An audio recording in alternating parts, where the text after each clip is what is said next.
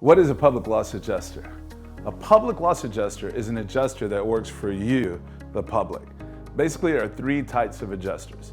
They're the staff adjusters, or the ones that are in-house. They work for State Farm, they work for Allstate, they work for Geico.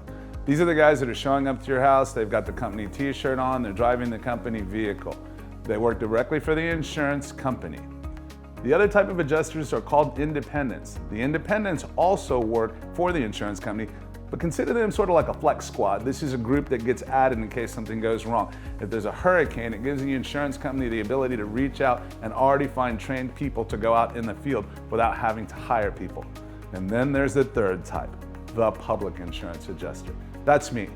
I work for you, the public. My job is to help you get the maximum amount out of each and every claim that we can based on the policy conditions.